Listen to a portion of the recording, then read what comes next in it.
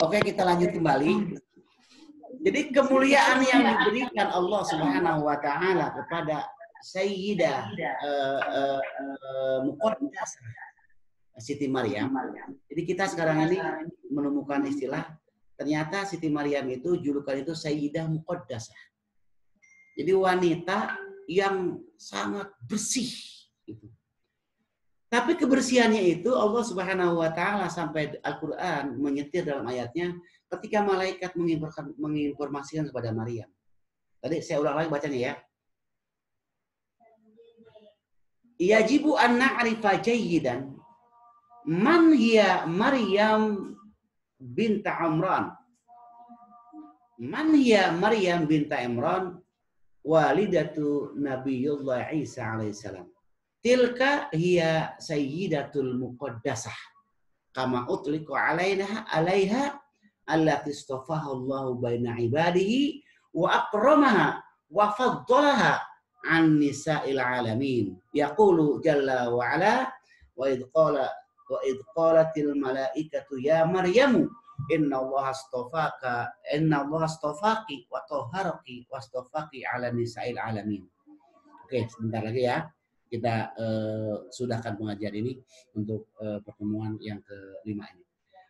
Allah muliakan Nabi Siti Maryam atau Sayyidah Muqaddasah, tapi Allah berikan mukjizat kepada Sayyidah Muqaddasah Maryam binti Imran, diuji dengan cara dicaci maki oleh kaumnya karena melakukan hal yang tidak wajar.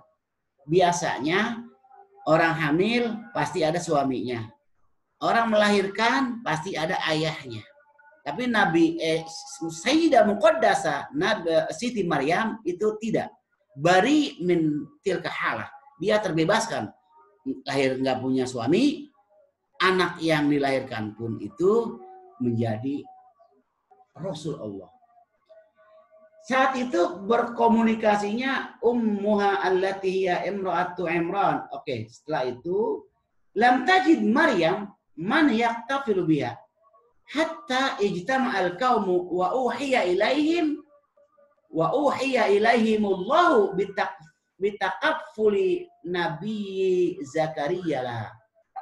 Hatta kana ya'lamuha ta'limuddin wal akhlaqul hamidatu yaqumul maula.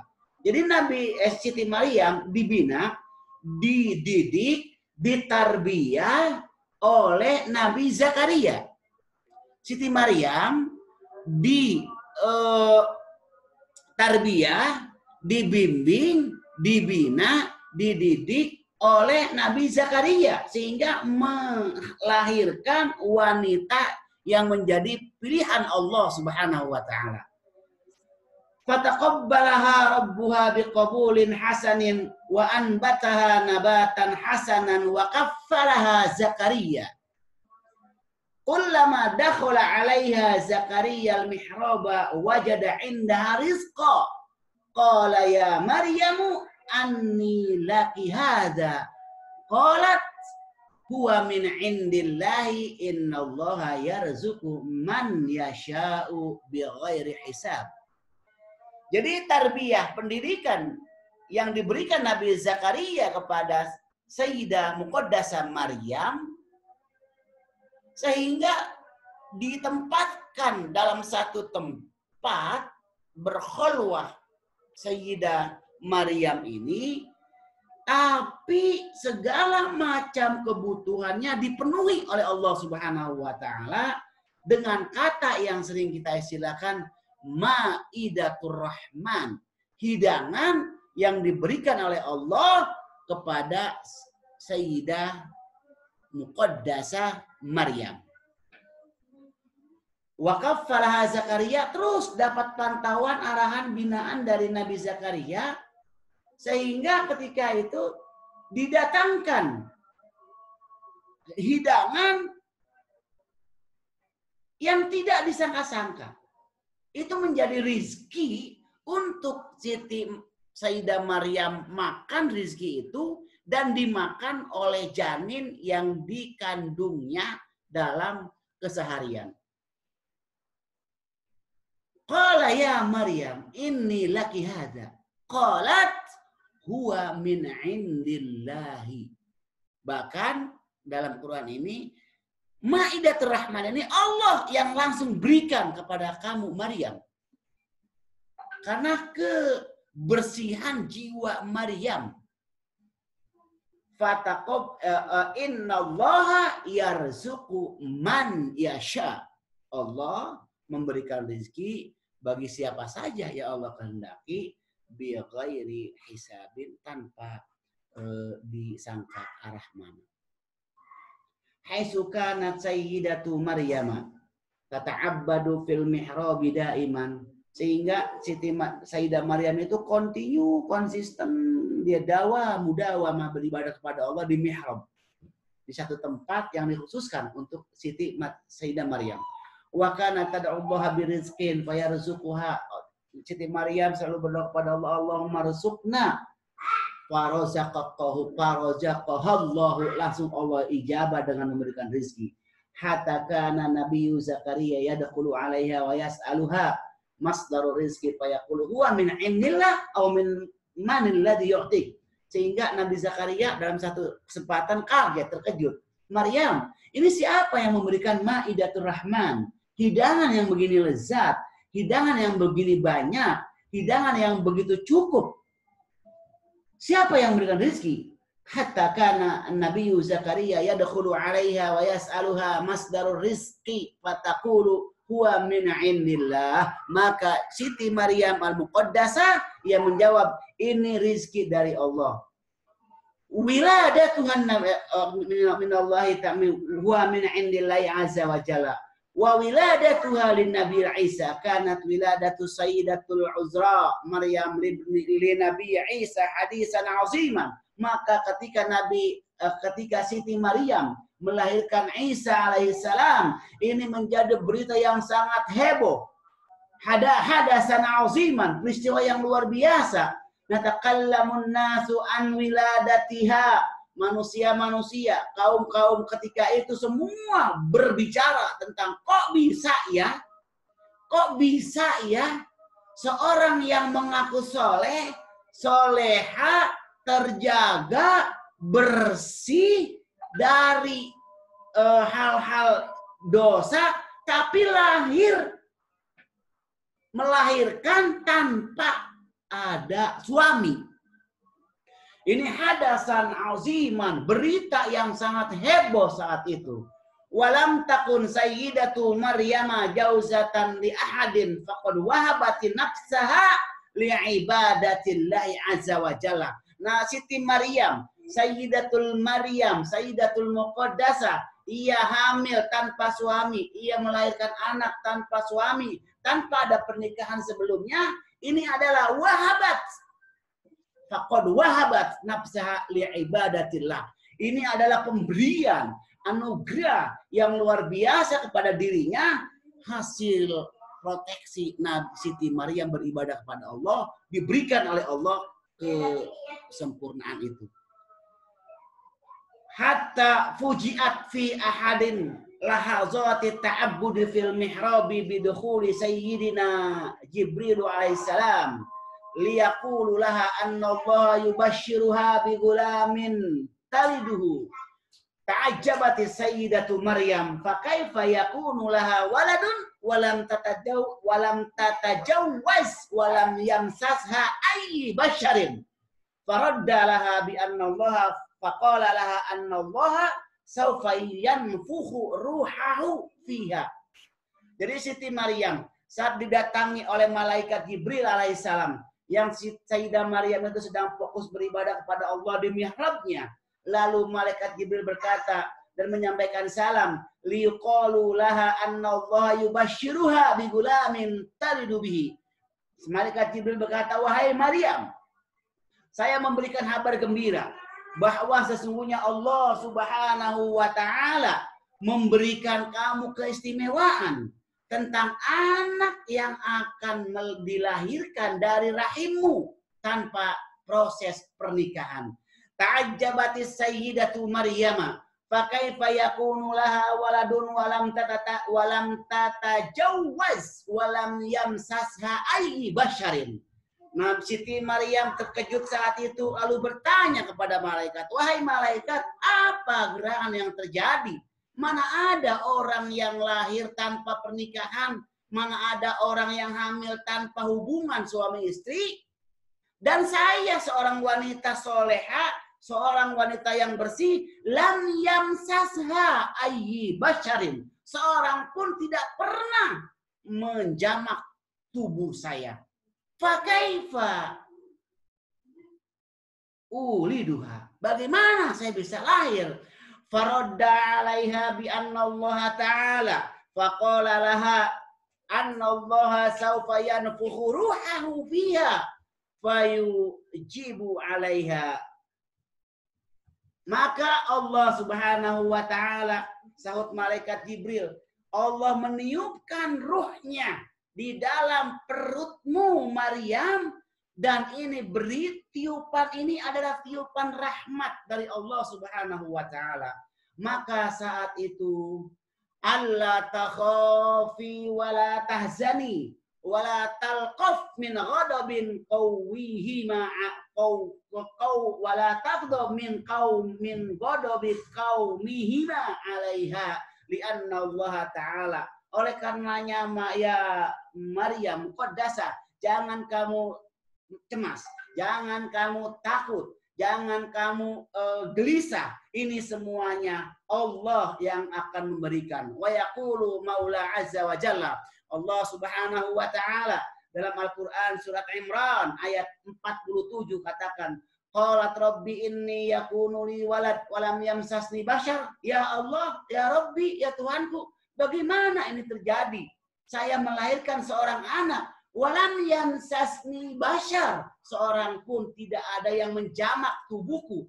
Qala kadzalikillahu yakhluqu ma yasha. Begitulah wahai Maryam, Allah menciptakan makhluknya dengan kehendak Allah Subhanahu wa Ta'ala. Iza qada amran, ketika Allah sudah pastikan, sudah mengeksekusi sebuah perkara, fa innama yaqulu lahu kun fayakun. Allah hanya berkata dengan firman-Nya, kun fayakun, maka jadilah apa yang Allah kehendaki. Shalla sayyidatu Maryam fi makaniha hatta ulidat bani nabiyallahu Isa fi makanin khaliyin fanadat rabbuha hatta hazzalaha fi juzu'in nakhli hatta ta'kula minha. Ini cerita sangat menarik. Mungkin cerita ini bagaimana Siti Maryam dipilih oleh Allah dengan kesolehannya, dengan keikhlasannya beribadah, dengan ketentraman jiwanya, bisa memanage jiwa raganya itu dalam beribadah. Akhirnya beliau Sayyidah Muqaddasah Maryam alaihissalam terpilih oleh Allah Subhanahu wa Ta'ala min nisa'il alamin, di antara wanita-wanita pilihan Allah Subhanahu wa Ta'ala di dunia ini. Nah, Bapak Ibu sekalian, ini terkait dengan makna saum lughatan. Jadi kita sudah bisa mengeksplor berbagai informasi dari yang kita baca ini, bukan hanya terkait dengan puasa saja, tapi ada beberapa tarikh al-hadarah al-islamiyah, sejarah peradaban yang dikemas dalam Al-Quran, bisa kita ungkap bagaimana Siti Maryam menjadi orang yang dipilih Allah, menjadi rujukan dalam bab puasa, terutama puasa inda lughah. Puasa secara bahasa imsak, tarku syai'in. Itu dicontohkan ketika Siti Maryam, beliau tidak mau bicara kepada manusia, satu pun kepada orang tidak mau bicara saat itu, karena dihakimi. Maka Siti Maryam, Sayyidah Muqaddasah, memilih untuk diam diri, berpuasa, tidak berbicara. Nah, ini menjadi rujukan bahwa as-saum al-lughatan hiya imsak. Imsak anit ta'am atau imsak anil masyrubat wa kadzalika ia tamassak au imsakan anil kalam. Begitu pula kita tidak bicara itu puasa. Angin biasanya meniup pepohonan, bisa jatuh buahnya. Sekarang dia buah kofat, itu puasa. Tidak menebak anginnya. Gitu. Nah itu makna puasa lughatan. Tapi terlalu banyak yang bisa kita explore dalam kajian ini. Mudah-mudahan nanti kita lanjutkan kisah Siti Maryam alaihissalam. Memang ceritanya yang sangat bagus, menarik sekali. Ini saya baca di Nuzhatul Majalis, di ada beberapa sejarah Islam itu. Saya ambil salah satunya itu dari Ibnu Hisham, dia ceritakan itu. Dan Ibnu Abbas, saya selalu sampaikan dan saya selalu jadikan rujukan. Itu yang tadi saya baca itu diantaranya dari tafsir Ibnu Abbas.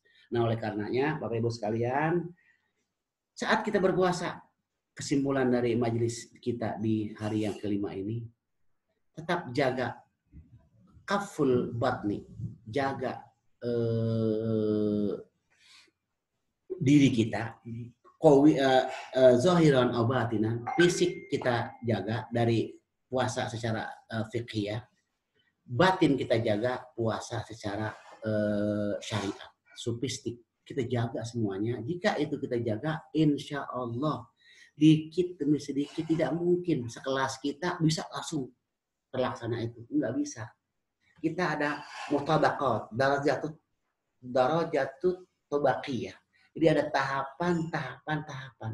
Ayo dengan berbagai ilmu yang kita cari, yang kita kejar, yang kita miliki, yang kita ketahui, ayo dikit demi sedikit kita mencoba untuk merubah gaya puasa kita agar puasa kita zahirnya kita berpuasa, batinnya pun kita berpuasa.